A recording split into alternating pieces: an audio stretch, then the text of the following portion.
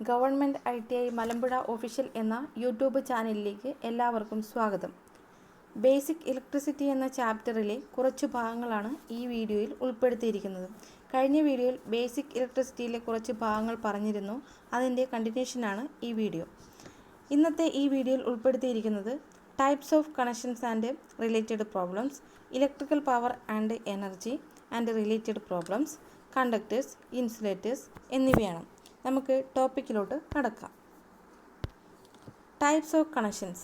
രണ്ട് type connections ആണുള്ളത്, series connections and parallel connections. ആദ്യം സീരീസ് കണക്ഷൻസ് എന്താണെന്ന് നോക്കാം. In a series connection, the end of the first load is connected to the beginning of the second load and all loads are connected end to end. Series കണക്ഷനിൽ first ലോഡിൻ്റെ എൻഡിലോട്ടാണ് second ലോഡിൻ്റെ beginning connect ചെയ്തിരിക്കുന്നത്. കൂടാതെ all loads end to end കണക്ഷനിലാണ്. ചിത്രത്തിൽ കാണിച്ചിരിക്കുന്നതാണ് series connection. First ലോഡിൻ്റെ എൻഡിലാണ് സെക്കൻഡ് ലോഡിൻ്റെ ബിഗിനിങ് കണക്ഷൻ വരുന്നത്. ഫസ്റ്റ് ലോഡിന് എക്രോസ് ആയിട്ടുള്ള വോൾട്ടേജ് V1ഉം സെക്കൻഡ് ലോഡിന് എക്രോസ് ആയിട്ടുള്ള വോൾട്ടേജ് V2ഉം സർക്യൂട്ടിലൂടെ ഫ്ലോ ചെയ്യുന്ന കറണ്ട് Iയും പിന്നെ അപ്ലൈഡ് വോൾട്ടേജ് Vയും ആണ്. ഇനി ഇതിൻ്റെ ഫീച്ചേഴ്സ് എന്തൊക്കെയാണെന്ന് നോക്കാം. Features of series connection. First one, the same current flows through all the loads. എല്ലാ ലോഡ്സിലൂടെയും ഫ്ലോ ചെയ്യുന്നത് സെയിം കറണ്ട് ആയിരിക്കും. അപ്പോൾ ലോഡ് 1ലൂടെ പോകുന്ന കറണ്ട് I1ഉം ലോഡ് 2ലൂടെ പോകുന്ന കറണ്ട് I2 ആണെങ്കിൽ നമുക്ക് I എന്ന് പറയുന്നത് I=I1=I2 ആയിരിക്കും. The sum of the voltage across each load is equal to the applied voltage. ഓരോ ലോഡിനും എക്രോസ് ആയിട്ടുള്ള വോൾട്ടേജസിൻ്റെ സമ്മ് അപ്ലൈഡ് വോൾട്ടേജിന് ഈക്വൽ ആയിരിക്കും. The total resistance is equal to the sum of all the resistance.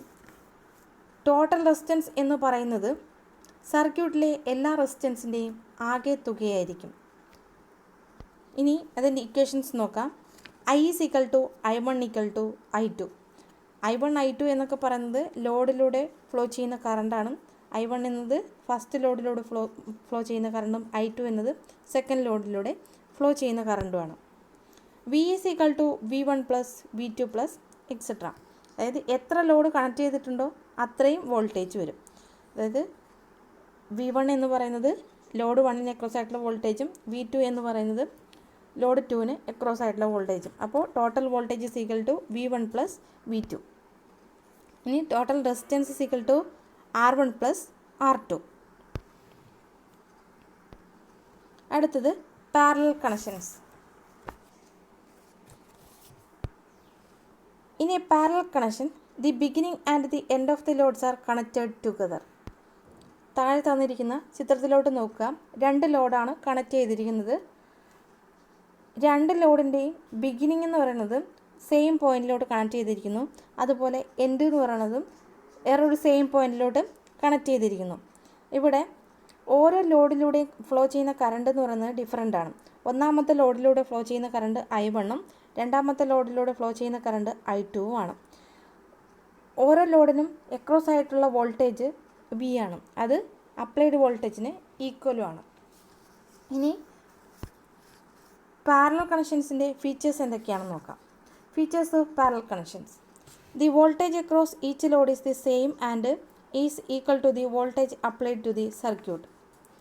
ഓരോ ലോഡിന് across ആയിട്ടുള്ള voltage സെയിമും കൂടാതെ ഈ വോൾട്ടേജ് സർക്യൂട്ടിലെ അപ്ലൈഡ് വോൾട്ടേജിന് ഈക്വലും ആയിരിക്കും.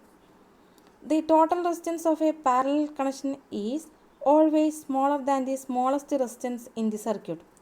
പാരലൽ കണക്ഷനിലെ ടോട്ടൽ റെസിസ്റ്റൻസ് ആ സർക്യൂട്ടിലെ ഏറ്റവും ചെറിയ റെസിസ്റ്റൻസിനേക്കാളും ചെറുതായിരിക്കും.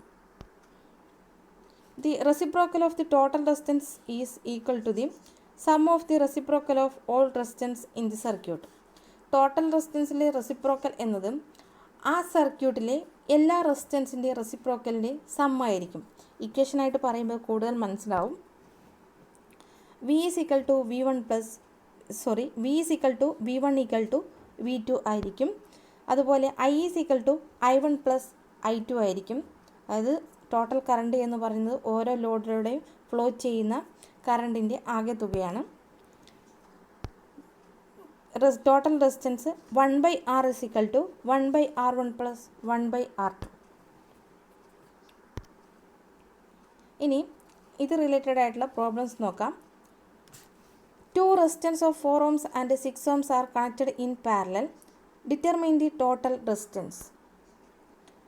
അതായത് ഈ കണക്ഷൻ നമുക്ക് ക്വസ്റ്റ്യൻ തന്നിട്ടുണ്ട്, പാരലൽ കണക്ഷനാണ്. അപ്പോൾ നമുക്ക് ടോട്ടൽ റെസിസ്റ്റൻസ് കാണാനുള്ള ഇക്വേഷൻ അറിയാം. 1/R = 1/R1 + 1/R2. R1 എന്ന് പറയുന്നത് 4 ohms, R2 എന്ന് പറയുന്നത് 6 ohms ആണ്. അപ്പോൾ total resistance 1/R = 1/4 + 1/6. 1/R = 10/24. R = 24/10. Reciprocal എടുക്കുക. = 2.4 ohms. ടോട്ടൽ റെസിസ്റ്റൻസ് എന്ന് പറയുന്നത് 2.4 ohms ആണ്. അടുത്തൊരു പ്രോബ്ലം നോക്കാം. 2 resistors of 2 and 4 ohms are switched in parallel to a 6 volt battery. Calculate the total resistance. Find the total current and partial current. ഇവിടെ നമുക്ക് total റെസിസ്റ്റൻസും അതുപോലെ തന്നെ ടോട്ടൽ കറണ്ടും പാർഷ്യൽ കറണ്ടാണ് കണ്ടുപിടിക്കേണ്ടത്. ക്വസ്റ്റ്യനിൽ പറഞ്ഞിട്ടുണ്ട് കണക്ഷൻ എന്ന് പറയുന്നത് പാരലൽ കണക്ഷനാണ്. റെസിസ്റ്റൻസും തന്നിട്ടുണ്ട്, അപ്ലൈഡ് വോൾട്ടേജ് തന്നിട്ടുണ്ട്. അപ്പോൾ പാരലൽ കണക്ഷനിൽ ടോട്ടൽ റെസിസ്റ്റൻസ് കാണാനുള്ള ഇക്വേഷൻ 1/R = 1/R1 + 1/R2. അപ്പോൾ I = I1 + I2. Total current എന്ന് പറയുന്നത് I1 + I2 ആണ്. വോൾട്ടേജ് നമുക്ക് തന്നിട്ടുണ്ട് 6 volt ആണ്. അപ്പോൾ R1 എന്ന് പറയുന്നത് 2 ohms, R2 എന്ന് പറയുന്നത് 4 ohms ആണ്. അപ്പോൾ ടോട്ടൽ റെസിസ്റ്റൻസ് 1/R = 1/2 + 1/4 = 3/4. അതായത് ക്രോസ് മൾട്ടിപ്ലിക്കേഷൻ ചെയ്തിട്ടാണ് ചെയ്യുന്നത്. 3/4. അപ്പോൾ R = അതിൻ്റെ റെസിപ്രോക്കൽ എടുക്കുക. 4/3 = 1.33 ohms. ഇനി നമുക്ക് ടോട്ടൽ കറണ്ടാണ് കണ്ടുപിടിക്കേണ്ടത്. ഇതിൽ കറണ്ട് തരാത്തതുകൊണ്ട് നമ്മൾ കറണ്ട് കണ്ടുപിടിക്കാനുള്ള ഇക്വേഷൻ നമ്മൾ പഠിച്ചിട്ടുണ്ട് കഴിഞ്ഞ ക്ലാസ്സിൽ. ഓംസ് ലോ എന്നൊരു ലോ നമ്മൾ പഠിച്ചിട്ടുണ്ട്. അതിൽ നമ്മൾ പഠിച്ചിട്ടുണ്ട് I = V/R ആണെന്ന്. അപ്പോൾ ഈ ഇക്വേഷനിൽ നമുക്ക് പാർഷ്യൽ കറണ്ട് കണ്ടുപിടിക്കാം. I1 = V/R1 എന്നും I2 = V/R2 എന്നും കൊടുക്കാം.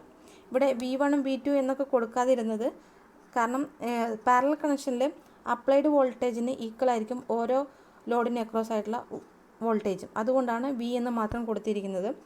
അപ്പോൾ I1 = 6/2 = 3 amps. I2 = 6/4 = 1.5 amperes. Total current I = I1 + I2. അപ്പോൾ I = 3 + 1.5 = 4.5 amperes. അടുത്തൊരു പ്രോബ്ലം നോക്കാം. തന്നിരിക്കുന്ന ചിത്രത്തിലോട്ട് നോക്കുക. ഇതിൽ നമുക്ക് സീരീസ് കണക്ഷനാണോ പാരലൽ കണക്ഷനാണോ എന്നൊന്നും ക്വസ്റ്റ്യനിൽ തന്നിട്ടില്ല. അപ്പോൾ നമ്മൾ തന്നിരിക്കുന്ന പിക്ചർ നോക്കി മനസ്സിലാക്കുക. ഇതിലെ കണക്ഷൻസ് നോക്കുക. ഫസ്റ്റ് ലോഡിൻ്റെ എൻഡിലാണ് സെക്കൻഡ് ലോഡിൻ്റെ ബിഗിനിങ് വരുന്നത്. സെക്കൻഡ് ലോഡിൻ്റെ എൻഡിലാണ് തേർഡ് ലോഡിൻ്റെ ബിഗിനിങ് വരുന്നത്. അപ്പോൾ ഇത് ഒരു സീരീസ് കണക്ഷനാണെന്ന് നമ്മൾ മനസ്സിലാക്കി. നമുക്ക് റെസിസ്റ്റൻസ് R1, R2, R3 ഒക്കെ തന്നിട്ടുണ്ട്.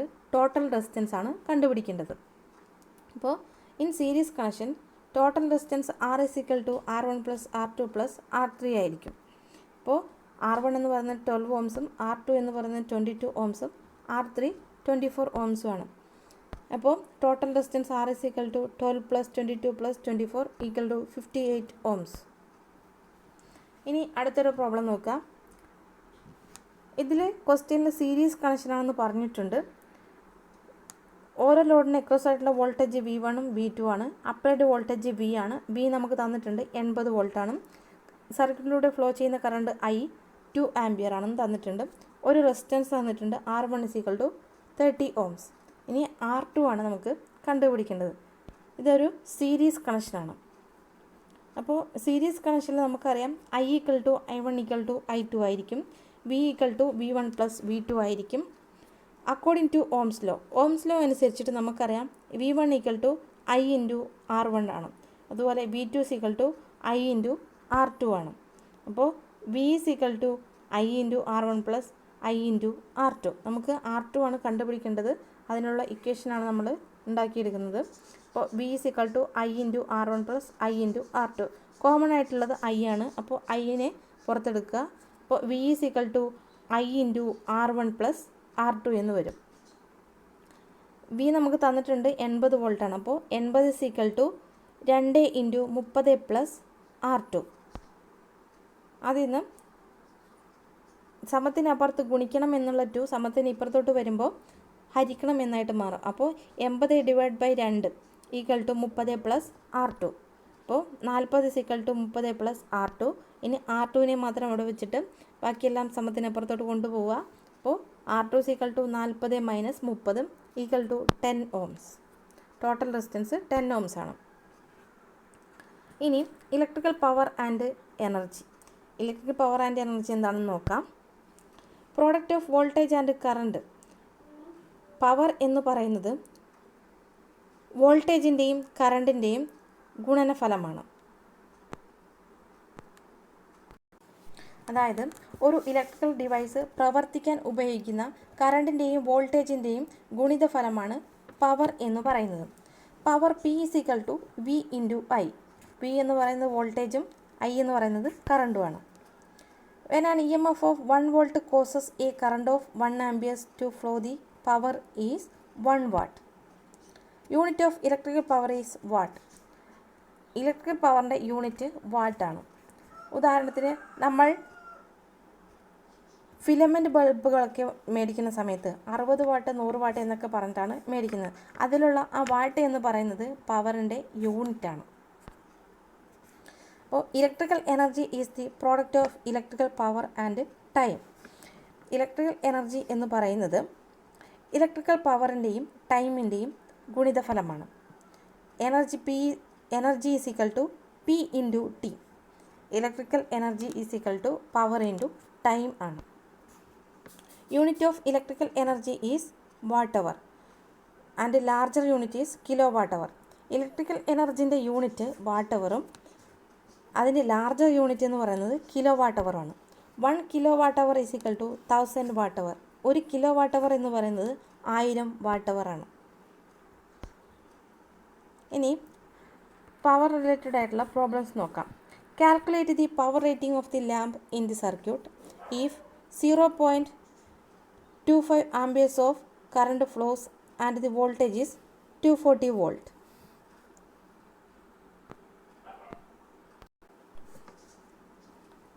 ഇവിടെ നമുക്ക് കറണ്ട് തന്നിട്ടുണ്ട് 0.25 ആംപിയേഴ്സ് ആണ്, വോൾട്ടേജ് 240 വോൾട്ട് ആണെന്ന് പറഞ്ഞിട്ടുണ്ട്. കണ്ടുപിടിക്കേണ്ടത് പവർ റേറ്റിംഗ് ആണ്. അപ്പോൾ പവറിൻ്റെ ഇക്വേഷൻ നമുക്കറിയാം P = V × I ആണ്. വോൾട്ടേജ് × കറണ്ടാണ് പവർ. അപ്പോൾ വോൾട്ടേജ് V = 240 വോൾട്ട് തന്നിട്ടുണ്ട്. കറണ്ട് I = 0.25 ആംപിയേഴ്സ് തന്നിട്ടുണ്ട്. അപ്പോൾ പവർ = 240 × 0.25 = 60 വാട്ട്സ്. അടുത്തൊരു പ്രോബ്ലം നോക്കാം. A current of 15 amperes flows through a resistance of 10 ohms. Calculate the power in kilo watts consumed. അതായത് എത്ര പവർ കൺസ്യൂം ചെയ്തു എന്നുള്ളത് കിലോ വാട്ട്സിൽ കണ്ടുപിടിക്കണം എന്നാണ് പറഞ്ഞിരിക്കുന്നത്. അപ്പോൾ നമുക്ക് കറണ്ട് തന്നിട്ടുണ്ട്, ഫ്ലോ ചെയ്യുന്ന കറണ്ട് 15 ആംപിയേഴ്സ് ആണ് തന്നിട്ടുണ്ട്. പിന്നെ റെസിസ്റ്റൻസ് 10 ohms ആണ് തന്നിട്ടുണ്ട്. അപ്പോൾ പവർ കണ്ടുപിടിക്കാനുള്ള ഇക്വേഷൻ P = V × I ആണ്. റെസിസ്റ്റൻസ് R 10 ohms തന്നിട്ടുണ്ട്, കറണ്ട് I 15 ആംപിയേഴ്സ് തന്നിട്ടുണ്ട്. ഇനി ഓംസ് ലോ അനുസരിച്ചിട്ട് according to Ohm's law V = I × R. നമുക്ക് വോൾട്ടേജ് തന്നിട്ടില്ല. അപ്പോൾ വോൾട്ടേജ് ഉണ്ടെങ്കിൽ മാത്രമേ നമുക്ക് പവർ കണ്ടുപിടിക്കാൻ പറ്റുള്ളൂ. അപ്പോൾ വോൾട്ടേജിൻ്റെ ഇക്വേഷൻ നമുക്കറിയാം, നമ്മൾ ഓംസ് ലോയിൽ പഠിച്ചിട്ടുണ്ട്. വോൾട്ടേജ് V = I × R ആണ്. അത് പവറിൻ്റെ ഇക്വേഷനിൽ അപ്ലൈ ചെയ്ത് കൊടുക്കുക. അപ്പോൾ power P = I × R × I is equal to I² R equal to 15² × 10 equal to 2250 watts. അതിനെ കിലോ വാട്ട്സിലോട്ടാക്കി മാറ്റാൻ ഡിവൈഡ് ബൈ 1000 ചെയ്യുക. അപ്പോൾ 2250 divide by 1000 equal to 2.25 kilowatt. അടുത്തൊരു പ്രോബ്ലം നോക്കാം. At a line voltage of 200 volts a bulb consumes a current of 0.91 amperes. If the bulb is on for 12 hours, calculate the work in watt hour. ഇവിടെ നമുക്ക് വർക്കാണ് കണ്ടുപിടിക്കേണ്ടത്. Work അല്ലെങ്കിൽ energy എന്ന് പറയും. എനർജിയാണ് കണ്ടുപിടിക്കേണ്ടത്. അപ്പോൾ എനർജി കണ്ടുപിടിക്കുമ്പോൾ നമുക്കറിയാം എനർജി കണ്ടുപിടിക്കാനുള്ള ഇക്വേഷൻ എന്ന് പറയുന്നത് ഇലക്ട്രിക്കൽ എനർജി കണ്ടുപിടിക്കാനുള്ള ഇക്വേഷൻ പവർ ഇൻറ്റു ടൈമാണ്. അപ്പോൾ നമുക്കിവിടെ പവർ തന്നിട്ടില്ല, വോൾട്ടേജും കറണ്ടുമാണ് തന്നിരിക്കുന്നത്, ടൈമും തന്നിട്ടുണ്ട്. അപ്പോൾ voltage V = 200 volt, current I = 0.91 amperes, time T = 12 hours തന്നിട്ടുണ്ട്. Power P = V × I = 200 × 0.91. ഇത് നമുക്ക് ഇലക്ട്രിക്കൽ വർക്കിൻ്റെ ഇക്വേഷനിൽ അപ്ലൈ ചെയ്ത് കൊടുക്കുക. അപ്പോൾ electrical work P = P × T = 200 × 0.91 × 12 = 2184 Wh. ഇനി അടുത്തൊരു പ്രോബ്ലം നോക്കാം. If A 40 watts fluorescent lamp draws a current of 0.10 amperes, how much voltage will be required to illuminate it? ഇവിടെ നമുക്ക് വോൾട്ടേജ് ആണ് കണ്ടുപിടിക്കാനുള്ളത്. പവർ തന്നിട്ടുണ്ട് 40 വാട്ട്സ് ആണ്, കറണ്ട് തന്നിട്ടുണ്ട് 0.10 ആംബിയേഴ്സ് ആണ്. അപ്പോൾ നമുക്ക് വോൾട്ടേജ് പവറിൻ്റെ ഇക്വേഷൻ വെച്ചിട്ട് വോൾട്ടേജ് കണ്ടുപിടിക്കാം. Voltage V = P/I = 40/0.10 = 400 volts. ഇനി കണ്ടക്ടേഴ്സ് അഥവാ ചാലകങ്ങൾ എന്ന് പറയും.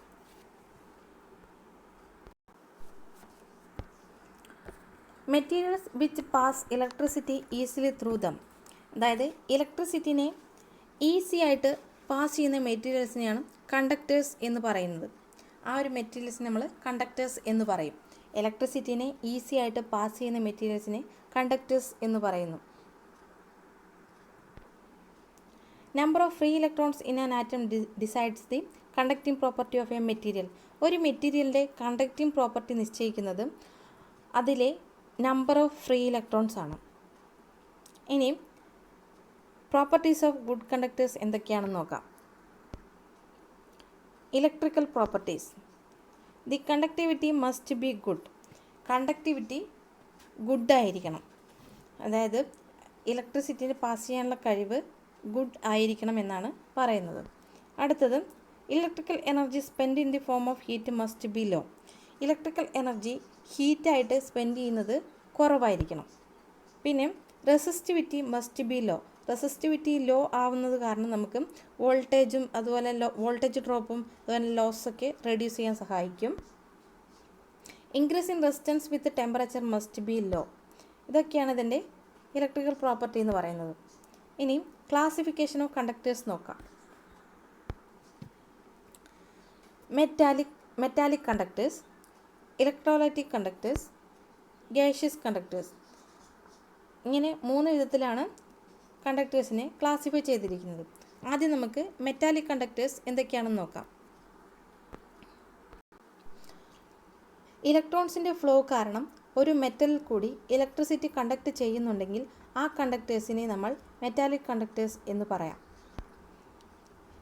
Metals are the best conductors used. ആദ്യം silver.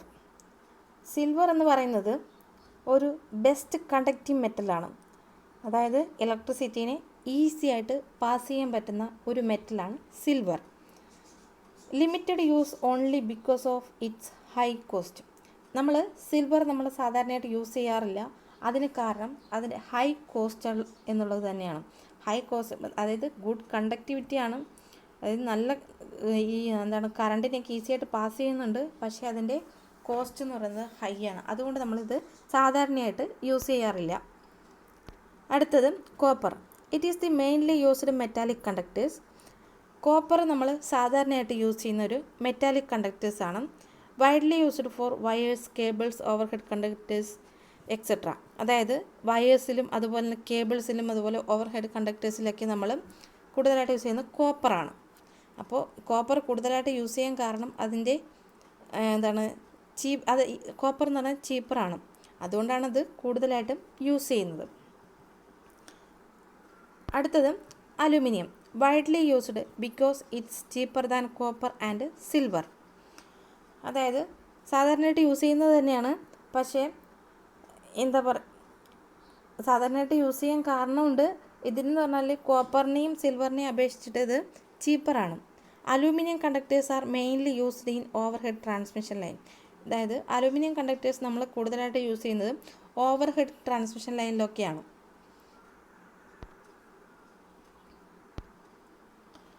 Some metals have high resistance and used for specific applications. അതായത് ചില മെറ്റൽസിന് ഹൈ റെസിസ്റ്റൻസ് ഉണ്ട്, അതിന് നമ്മൾ പല ആവശ്യങ്ങൾക്കായിട്ട് യൂസ് ചെയ്യാറുണ്ട്. അത് എന്തൊക്കെയാണെന്ന് നോക്കാം.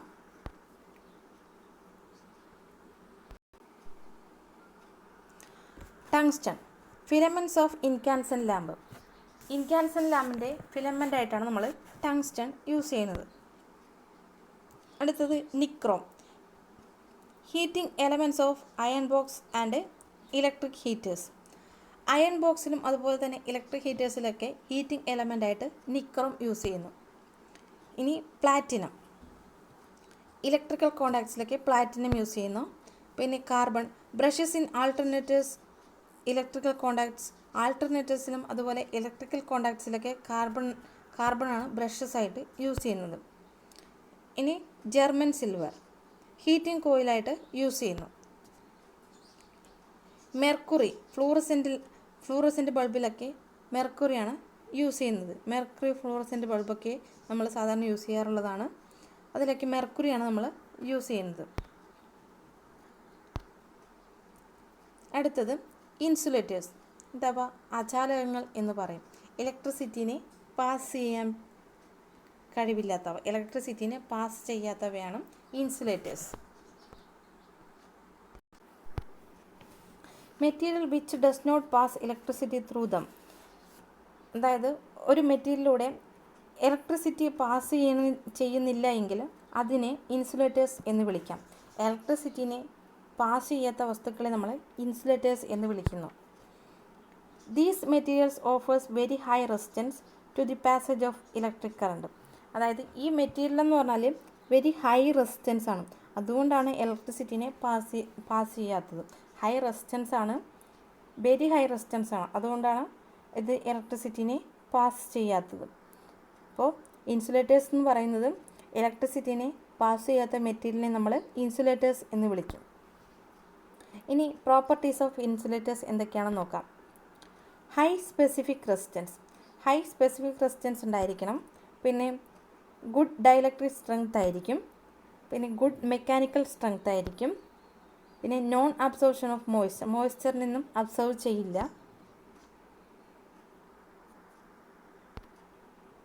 അടുത്തത് ക്ലാസിഫിക്കേഷൻ ഓഫ് ഇൻസുലേറ്റേഴ്സ്. ഇൻസുലേറ്റേഴ്സിനെ നമ്മൾ മൂന്നായിട്ട് ക്ലാസിഫൈ ചെയ്തിരിക്കുന്നു. Gaseous insulators, liquid insulators, solid insulators. ആദ്യം ഗേഷ്യസ് ഇൻസുലേറ്റേഴ്സ് ഏതൊക്കെയാണെന്ന് നോക്കാം. Air, hydrogen, nitrogen and inert gas, ഇവയൊക്കെയാണ് ഗേഷ്യസ് ഇൻസുലേറ്റേഴ്സിൽ വരുന്നത്. അടുത്തത് ലിക്വിഡ് ഇൻസുലേറ്റേഴ്സ്. ലിക്വിഡ് ഇൻസുലേറ്റേഴ്സ് എന്ന് പറയുന്നത് mineral oils, synthetic liquids, resins, varnishes, transformer oil etcetera. ഇനി സോളിഡ് ഇൻസുലേറ്റേഴ്സ്. സോളിഡ് ഇൻസുലേറ്റേഴ്സിൻ്റെ ക്ലാസിഫിക്കേഷൻസ് ഏതൊക്കെയാണെന്ന് നോക്കാം.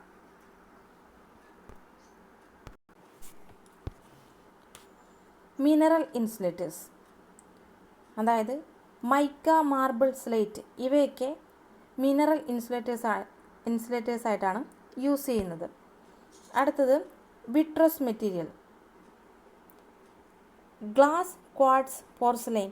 ഗ്ലാസ്, ക്വാർട്സ്, പോർസലൈനൊക്കെ വിട്രസ് മെറ്റീരിയലായിട്ടാണ് യൂസ് ചെയ്യുന്നത്. ഇനി rubber and rubber products. Rubber, vulcanised rubber, ebonite ഇവയൊക്കെയാണ് റബ്ബർ ആൻഡ് റബ്ബർ പ്രൊഡക്ട്സ് ആയിട്ട് യൂസ് ചെയ്യുന്നത്. Waxes and compounds. Paraffin, wax, bitumen ഇവയൊക്കെയാണ് യൂസ് ചെയ്യാറുള്ളത്. പിന്നെ fibrous material, asbestos, paper, wood, cotton, silk. Fibrous മെറ്റീരിയലായിട്ട് യൂസ് ചെയ്യുന്നത് ആസ്ബറ്റോസ്, അതുപോലെ പേപ്പർ, വുഡ്, കോട്ടൺ, സിൽക്ക് ഇവയൊക്കെയാണ്. അടുത്തത് സിന്തറ്റിക് പ്രോഡക്റ്റ്സ് ആയിട്ട് ബാക്കലൈറ്റാണ് യൂസ് ചെയ്യുന്നത്. ഇനി ആപ്ലിക്കേഷൻ ഓഫ് സോളിഡ് ഇൻസുലേറ്റേഴ്സ് എന്തൊക്കെയാണെന്ന് നോക്കാം.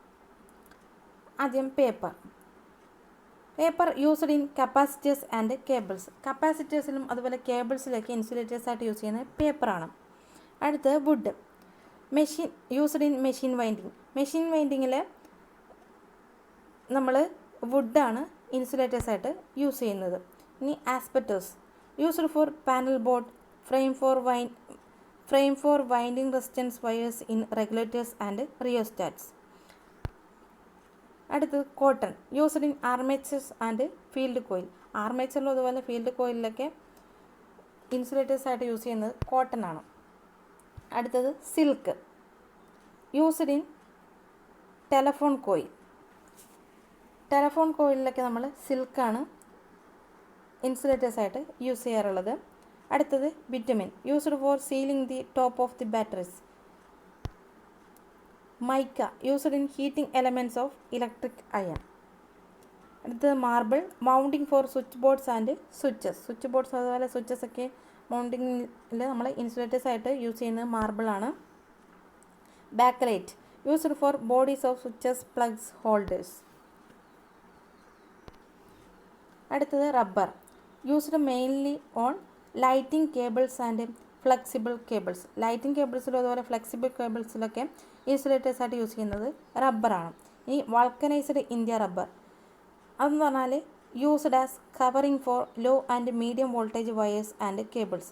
ലോ ആൻഡ് മീഡിയം വോൾട്ടേജ് കേബിൾസിലും അതുപോലെ വയേഴ്സിലൊക്കെ കവറിംഗ് ആയിട്ട് യൂസ് ചെയ്യുന്നത് വൾക്കനൈസ്ഡ് ഇന്ത്യ റബ്ബറാണ്. Ebonite it is used for making containers of lead acid batteries, cases for instruments, terminal plates and low voltage panel boards, etc. Ni glass used as envelopes for lamps, radio tubes, etc. Radio tubes അതുപോലെ തന്നെ ലാംപ്സിലൊക്കെ envelope ആയിട്ട് use ചെയ്യുന്നത് glass ആണ്. Glass അതായത് ഇൻസുലേറ്റേഴ്സായിട്ട് use ചെയ്യുന്നത് glass ആണ്. ഇനി quartz used for pyrometers, sheets, for heating elements, sparking plugs. ഇവയിലൊക്കെ ഇൻസുലേറ്റേഴ്സായിട്ട് യൂസ് ചെയ്യുന്നത് ക്വാർട്സ് ആണ്. ഇനി porcelain used for carrying bare conductors, for making fuse carriers and for other electrical fittings. അതായത് ഫ്യൂസ് കാരിയേഴ്സിലും അതുപോലെ മറ്റ് ഇലക്ട്രിക്കൽ ഫിറ്റിങ്സിലൊക്കെ നമ്മൾ പോർസലൈൻ ഇൻസുലേറ്റേഴ്സാണ് യൂസ് ചെയ്യുന്നത്.